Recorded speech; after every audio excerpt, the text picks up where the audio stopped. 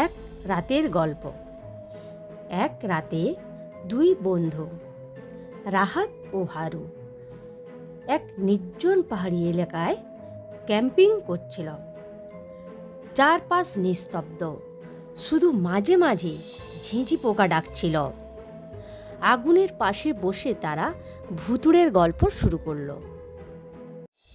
রেহান বলল, তুই জানিস এই জায়গাটাকে লোকজন শয়তানের উপেক্ষা বলে?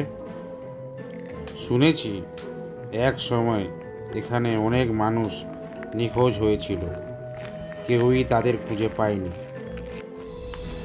হারু মৃদু হেসে বলল, এসব ভুয়ো কথা, এসব গুজবে আমি বিশ্বাস করি না।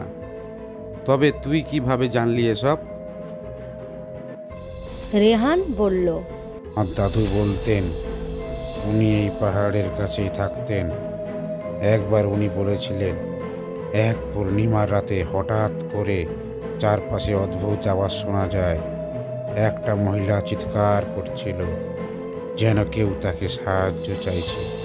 কিন্তু সবাই মশাল নিয়ে খুঁজতে যায়, তখন আর কিছু পাওয়া যায় না।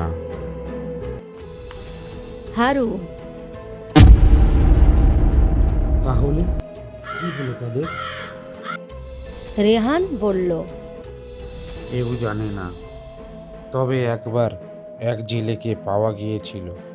সে বলেছিল একটা ছায়া মূর্তি তাকে তাড়া করছিল।